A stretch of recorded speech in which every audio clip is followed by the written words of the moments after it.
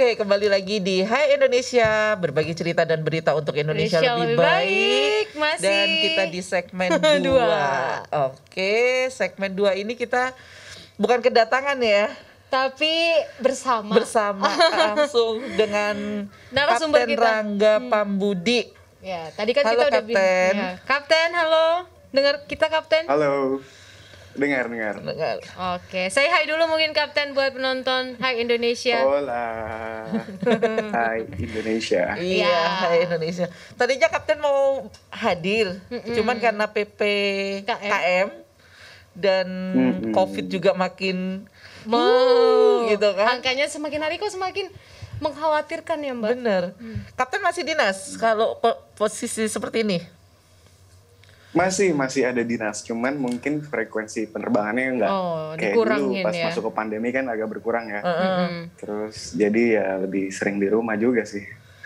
Kapten, sebelum kita ngobrol ke cerita Kapten nih ya, pengen tahu nih selama pandemik standar penerbangan itu ini apa sih, Kap?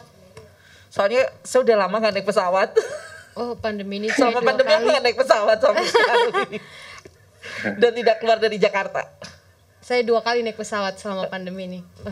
Susah ya, Cap? Agak-agak banyak syaratnya. Sempet takut nggak, Cap, ketularan atau apa gitu? Kenapa? Maaf, yang sempet takut gak maksudnya, Cap, pas terbang gitu nanti ketularan virusnya dari penumpang atau dari sesama kru? Rasa khawatir tuh pasti ada sih. Rasa khawatir pasti ada. Cuman ya saya orang yang mikirin, bukannya nyepelein, tapi yang penting prokes aja sih. Yang penting prokes, cuci tangan, terus hand sanitizer all the time. Terus sebelum terbang kan kita pesawat kan juga ganti-gantian kan, karena sebelumnya rekan-rekan kita yang sebelumnya walaupun udah dibersihin ya kita paling ekstra dilap-lap dulu. Ya kan? Paling itu sih. Tapi worry sih kecil sih, lebih ke ya udah chill aja, yang penting kita prokes gitu. Dan nih Kapten, kemarin kan ada temen nih cerita, Mbak ini ada Kapten, beliau ini sangat concern banget sama pendidikan adik-adik di Indonesia Timur gitu kan. Sampai akhirnya kita penasaran, yaudah yuk coba yuk kita undang Kapten Rangga cerita gitu kan, seperti apa sih gitu kan. Kenapa sih awalnya gitu, maksudnya kok kepikiran untuk mengajar di pesisir timur Indonesia khususnya untuk anak-anak di sana? Iya, awal mulanya dulu deh, Kapten. Awal mulanya. Iya, cerita awalnya. Awal mulanya gini. Jadi saya cerita dikit ya. Di tempat saya kerja di Garuda Indonesia. Jadi di tempat saya kerja saya join di tahun 2011. Mungkin udah 10 tahun ya di situ. Kan terbang berbagai macam tipe pesawat nih. Jadi dari pesawat jet yang kecil, jet yang besar, terbangnya ke luar negeri, sampai akhirnya puncak karir seorang pilot itu jadi kapten. Jadi barnya 4 nih, tuh agak 4 ya.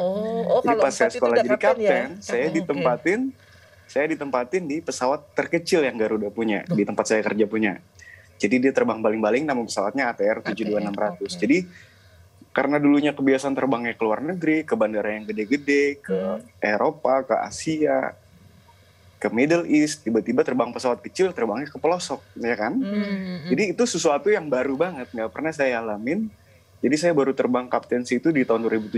Jadi, ternyata Indonesia ini jauh lebih bagus dari negara-negara yang pernah saya kunjungin sebelumnya gitu kan ya. Benar. Oke, betul, bagus banget, gila banget. Jadi rasanya nggak mau mendarat, maunya jalan-jalan aja tuh di atas Papua, di atas Maluku. Benar. Indah banget, iya.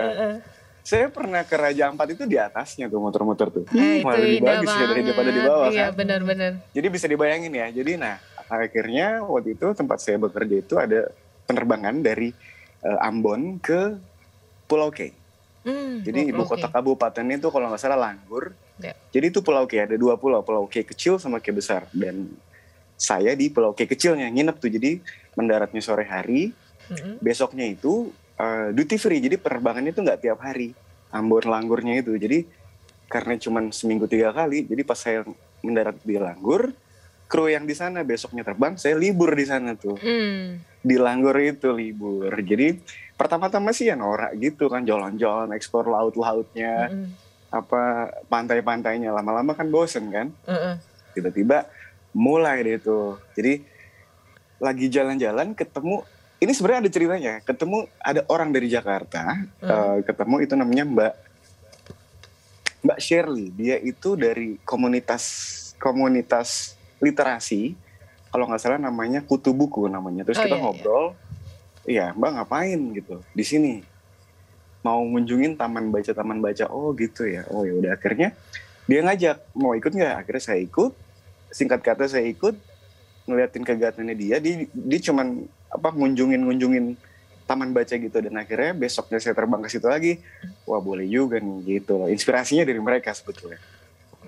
Jadi pertama bawa buku, terus akhirnya bawa baju-baju layak pakai, terus akhirnya menjadi kegiatan rutin begitu deh, singkat kata, singkat ceritanya.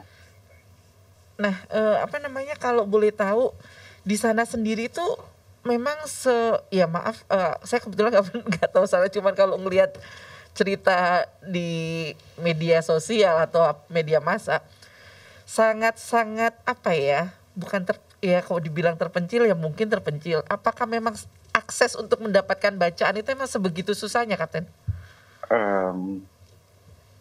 Jadi begini, satu yang kurang di sana tuh sarana kayak angkot kali ya. Angkot, karena waktu itu pas tempat saya jadi karena saya di pulau kecil, di tempat saya kerja itu nempatin kami tinggal tuh di kayak mes lah ibarat kata.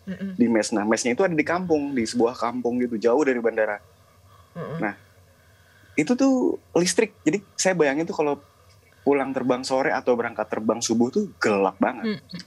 Jadi memang listriknya tuh belum merata. Ada satu listrik, terus sama sinyal ya. Sinyal 2. Terus kalau untuk sekolahan sih, karena saya akhirnya suka visit sekolah-sekolah, saya suka tanya apa sih kendalanya. Kadang-kadang textbook itu nggak update gitu. Textbooknya ya mungkin dari dulu ya itu aja gitu. Akhirnya karena saya mendalami hal ini di sana, saya sering ke kampung-kampung lain juga tanya, textbook juga masalahnya. Kadang-kadang ada guru yang udah rada milenialan lah ya, dia udah pakai gadget gitu. Sebelum ngajar, dia googling dulu tuh di tempat yang ada sinyalnya. Dia mau ngajarin apa hari ini gitu kan. Terus ya itu kayaknya sih keterbatasan update bukunya sama SDM-nya ya kayaknya ya. Betul. SDM-nya sih, betul. Masih gitu. apa ya, kayak di sana tuh memang susah untuk menjangkau ke sana gitu, karena kayak pedalaman gitu kan. Benar kata Captain tadi, untuk sinyal apa gimana mereka mau dapat updatean terbaru, menjangkau ke tempat sananya aja susah. Iya. Nah, ketika dokter kok jadi dokter? Ketika Kapten berbagi buku gitu ya, berbagi pakaian atau apa, antusias anak-anak di sana seperti apa? Wow, top banget. Jadi waktu pertama tuh saya cuman bawa beberapa buku ya. Mungkin saya masih ingat, mungkin bawa 100 atau 200 buku. Wow. Bawa dari Jakarta. Pertama banget. Saya mau kasih ke siapa. Jadi karena saya taunya si tempatnya si Mbak Shirley ini, jadi saya akhirnya ke sana. Jadi alasan saya adalah saya kasih buku, tapi saya bilang sama relawannya, boleh nggak anak-anaknya dikumpulin? Karena saya mau visit, saya pakai seragam komplit, saya ajak pramugari saya ajak first officer saya. Karena kan in touch langsung sama pilot itu kan mungkin never in their mind gitu, nggak? Iya, benar. Mungkin dia, gila gue ngobrol sama pilot, mungkin cuma lihat mungkin. Ya itu yang saya lihat. Jadi dari situ saya juga pengen ngasih inspirasi gitu, bahwa one day it could be you flying the plane like me gitu ya.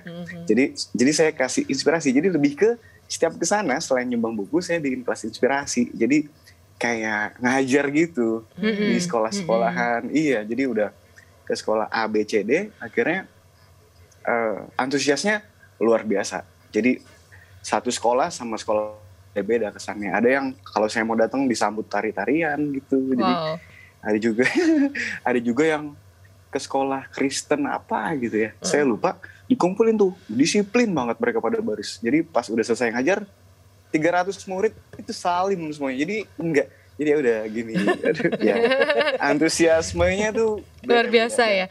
Cap, tapi kalau bisa dibilang hanya di tempat yang Mbak Shirley itu aja, atau mungkin Captain sekarang sudah melebarkan sayapnya ke daerah mana-mana, karena kan kalau ngomong pesisir timur Indonesia tuh banyak banget yang mengalami hal yang serupa gitu.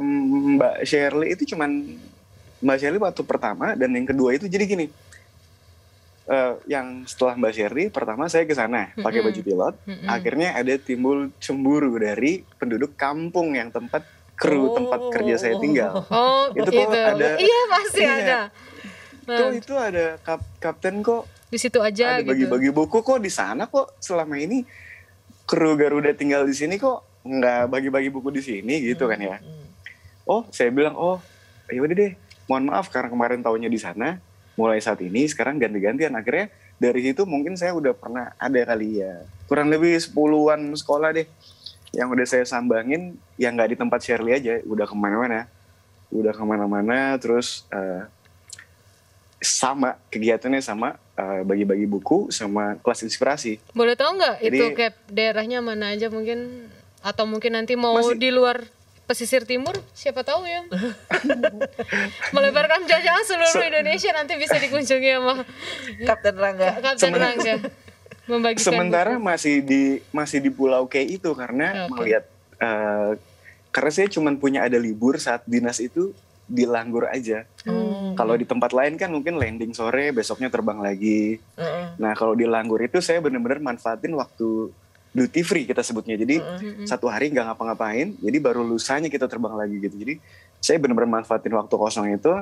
Ternyata ya supaya bermanfaat gimana ya, alhamdulillahnya nular ke teman-teman. Jadi teman-teman mau ke sana tuh udah nelponin gitu. Oh berarti ada donasi juga ya? Baru mau aku tanya. Iya, aku juga ada mana aja. Oh, kita sama. Maksudnya jadinya jadi ada open donasi nggak sih dari teman-teman atau dari keluarga atau dari yang lain? Jadi dulunya tuh sebenarnya nggak ada yang tahu nih. Jadi yang tahu tuh cuman orang-orang di mes sama mungkin pramugari atau co-pilot yang pernah terbang sama saya. Mungkin cerita gitu ya. Jadi kalau selebihnya sih saya emang nggak ke tempat kerja juga nggak bilang gitu. Kayak misalkan ke tempat, kan kalau mau pakai baju seragam di luar dinas kan nggak boleh ya. Betul. Oke. Saya nekat-nekat aja gitu kan, karena niat saya baik gitu kan. Ternyata suatu saat itu ke-expose sama salah satu liputan TV. Nah dari situ orang-orang baru tahu. Dan akhirnya juga saya minta maaf sama perusahaan. Akhirnya responnya juga positif. Lo kenapa minta maaf? Baik-baik aja kok. Dilanjutin aja gitu. Iya. Baru mau aku tanya loh Mbak, bagaimana dukungan perusahaan ya kan? Mengatakan tapi Captain kayaknya udah paham udah dapat bocoran pertanyaan. Iya kayaknya makanya udah jawab sendiri gitu. Padahal aku baru mau tanyain Captain. Nah ini kayaknya nggak ada bocoran. Biasanya buku-buku yang dibagi buku cerita kah, buku pelajaran kah, atau buku apa nih Cap? Kalau dari saya sendiri tuh banyak. Jadi buku cerita, buku dongeng itu salah satu yang mereka nggak ada. Jadi pernah di satu sekolah atau di taman baca itu, saya tanya butuh buku apa? Buku dongeng, buku cerita anak. Oh ya udah, di rumah. Jadi pulang ke Jakarta tuh saya cari tuh bukunya. Beli online lah, ada yang harganya 5.000 satu sampai 100 ribuan satu tuh ada. Saya kumpulin pelan-pelan dikit-dikit jadi bukit. Giliran dapat ke sana, terbang ke sana baru saya bawa. Karena kan terbang ke sana kan nggak gitu, tapi karena di perusahaan saya bisa request terbang, jadi saya sering request tuh. Mungkin curiga kali ya di kantor, orang request ke sini. Kok malah sukanya ke pulau-pulau kecil. Yang lain mintanya ke Eropa, dia mintanya ke sini terus gitu. Tapi bagus pantainya. Iya benar, Jawa Timur tuh luar biasa. Tapi di COVID kayak gini, pandemi masih suka request ke sana juga, atau mungkin udah pernah selama pandemi ini? Cap? Sayangnya rute ke Langgur itu udah ditutup dari sekitar 1 tahun itu deh. Iya, terus ditambah pandemi gitu. Jadi memang meninggalkan cerita yang luar biasa banget, sedih banget sih, sampai orang-orang sana juga sedih gitu. Nggak kepikiran ke tempat lain, Captain? Berbagi bukunya atau berbagi inspirasinya. Indonesia Timur tuh luas loh Cap. Maksudnya mau nggak pengen mencoba pengen cuman pernah itu karena waktu itu di Papua pernah mau kayak gitu karena nggak ada libur, cuman pas kita, kalau saya dinas tuh selalu jadi penumpang dulu nih, misalkan jadi ekstra kru istilahnya dari penerbangan tuh istilah ekstra kru. Kayak misalkan saya dinas di daerah Maluku, jadi dari Jakarta ke Ambon tuh jadi penumpang dulu, ekstra kru. Baru besoknya saya dinas Ambon Ternate, Ambon Langgur, Ambon Somlaki, baru nginep di Ambon. Kalau di Papua juga gitu, jadi penumpang dulu ke Papua, baru lintas Papua itu, Biak, Nabire, Timika. Nah, pernah di Papua pengen karena landing pagi, siangnya tuh mau kegiatan gitu, cuman gagal total gara-gara ketiduran, cuman buku dan lain-lainnya. Ya kalau udah ngantuk aku bisa apa katanya. Bisa gagal total gara-gara ketiduran, cuman buku dan yang lain-lainnya sempet dikasih sih, alhamdulillah. Jadi buku-bukunya ya paling buku-buku dongeng, buku-buku pelajaran, sama yang paling wajib buat saya itu buku ensiklopedia. Jadi kenapa pengetahuannya? Ensiklopedia. Jadi kayak misalkan kalau teman-teman tahu zaman dulu gua kecil tuh ada yang mengapa begini, mengapa begitu, ada dari Widya Wiyata. Itu buku masih ada. Jadi nyarinya satu-satu. Jadi misalkan buka online shop. Jadi tuh seri bukunya ada 24. Gua kumpulin satu-satu. Saya kumpulin satu-satu. Udah jadi, ikat udah. Jadi besok satu ke Langgur bawa satu, taruh di sekolahan ini. Besok ke Langgur lagi kumpul, taruh di sekolahan ini. Karena itu bagus bukunya, semuanya ada di situ kan. Ensiklopedia kan. Nah sekarang kalau ngeliat anak sekarang, nih sorry Cap, ngeliat anak sekarang terutama di kota besar, yang semua notabene semua fasilitas ada, buku tinggal pilih, perpustakaan ada, sama antusiasme teman-teman yang di sana seperti apa kira-kira Cap? Atau mungkin ada, aduh gue sedih deh ngeliat anak Jakarta. Kita ngomongin anak Jakarta, let's see. Anak mereka Jakarta dengan semua seperti itu, menurut Captain gimana? Antusiasmenya anak-anak sana pinter loh, karena mereka makan ikan tiap hari. Jadi kadang-kadang mereka kita udah bahas tuh pentingnya makan ikan. Iya, kadang-kadang saya pernah ngobrol sama anak-anak gitu di pinggir pantai itu. Mau ini enggak, saya ngobrol-ngobrol, saya setiap hari makan ikan. Kalau saya nggak makan ikan, saya pusing. Masa sih? Iya, gitu, saking begitunya ya. Nah, saya pernah bawain kelas inspirasi. Jadi kalau di kelas saya tuh, saya biasanya kayak cerita kenapa saya pengen jadi pilot, apa sih inspirasi saya dari mana mau jadi pilot. Terus di tengah-tengah tuh saya suka kasih tahu. Ada yang tahu ini nggak? Ada satu anak yang tahu. Itu satu jawaban yang saya juga taunya waktu saya baru sekolah pilot. Itu anak jawab, iya, saya lupa pertanyaannya apa. Saya bilang, oh kamu tahu dari mana? Saya pernah nonton di TV, dia bilang gitu. Saya pernah lihat di TV. Oh, berarti kan dia inget loh. Dia inget something itu, di mana sesuatu yang saya udah jadi pilot aja waktu itu saya bilang saya taunya saat saya waktu udah sekolah flying school. Betul. Nah anak ini, jadi sebenarnya tuh mereka tuh ada gimana ya? Karena orang di Jakarta itu mungkin karena di kota-kota yang semuanya segala apapun ada, kebanyakan kali kesibukannya, ada gadget lah, ada handphone lah, ada itu dia. TV, ada ini dan itu ya, ada belum lagi apa. Kalau di sana kan mungkin cuman ada TV, mungkin ada TV dia bener-bener tontonin. Jadi saya ngeliat mereka bagus kok, bagus banget. Gitu deh. Jadi kalau dari setiap saya ngajar juga, ada yang suka nanyanya kritis, ada juga yang kadang-kadang di sela-sela ngajar itu saya suka kasih tanya jawab. Jadi kayak ada yang mau nanya nggak? Kalau nggak saya tanya, kenapa pesawat bisa terbang? Ngarang aja jawabannya. Gitu. Biasanya ada yang jawab, saya kasih hadiah gitu. Biasanya udah saya siapin hadiah. Biar mereka senang ada temennya gitu. Lumayan untuk ukuran anak-anak SMP yang waktu itu ya, SMP SD itu cukup ini belajarnya baik. Cuman yang harus diperhatikan ini adalah si guru-gurunya ini gitu. Jadi abis saya biasa setiap saya ngasih buku ke satu sekolah tuh pasti ada waktu kosong saya ngobrol sama kepala sekolahnya atau gurunya, Bu, tolong ditemenin dulu nih anak-anaknya baca, jangan ibu suruh enak baca ya. Maksudnya temenin dulu bacanya gimana sih? Ini gini loh. Habis itu baru anak-anaknya belajar sendiri gitu kan ya. Jadi emang dari pengajarnya dulu sebenarnya sih, ya kan, relawan-relawannya itu big factor juga kalau menurut saya. Betul.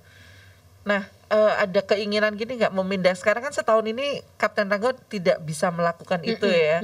Apakah ada keinginan memindahkan sharing inspirasinya, sharing bukunya ke tempat lain yang masih bisa dijangkau gitu saat ini? Yuk anak-anak muda Jakarta kita kasih inspirasi literasinya yuk diberi lagi. Atau bangun komunitas sendiri mungkin someday. Kayak ngajak anak-anak muda milenial sekarang gitu kan. Ada satu dua teman-teman pilot tuh ada yang ngubungin juga kayak Rangga, gue join dong kita bikin gini. Cuman memang karena kesibukan, kadang-kadang saya nggak sibuk, temennya yang sibuk ya kan. Ya gitu-gitu aja terus nggak ketemu. Terus akhirnya sampai sekarang belum lagi sih. Cuman keinginan itu, hasrat itu memang ada gitu. Jadi apalagi saya ngerasa apa yang saya lakukan di Langgur itu what you give is what you get gitu. Jadi saya nggak pernah mikir, saya ngeliat anak-anak di timur senyum aja saya seneng banget gitu. Jadi bener-bener yang udah gila ya.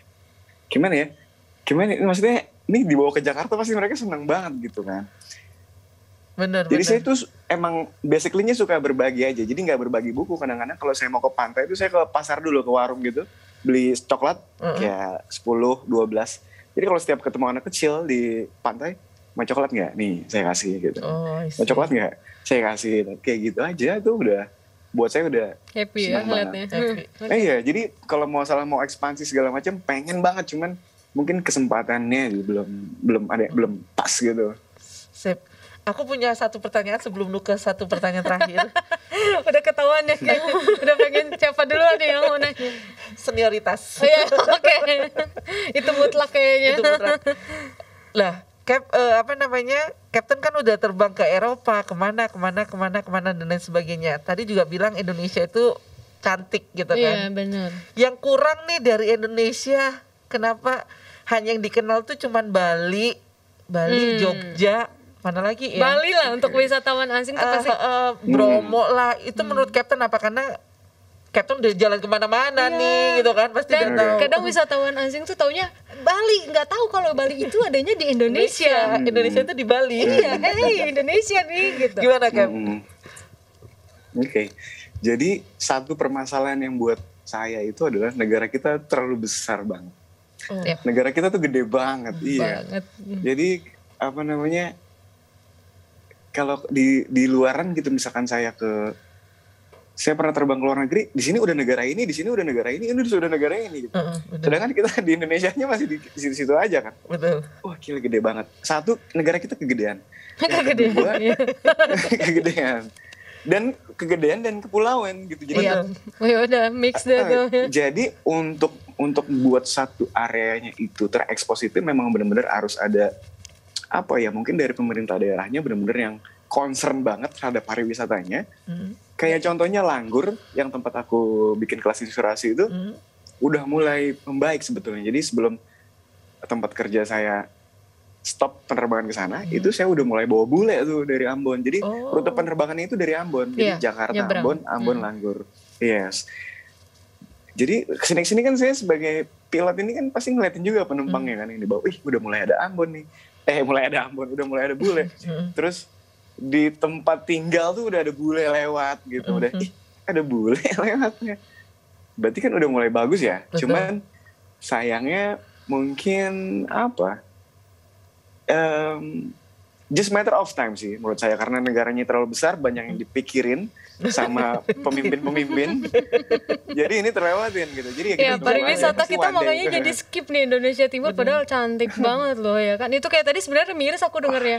Kenapa wisatawan asing yang lebih tahu Langgar dibanding kita yang domestik, orang Indonesia belum tentu tahu. Pasti di situ satu ruangan belum ada yang pernah ke Pulau G kan?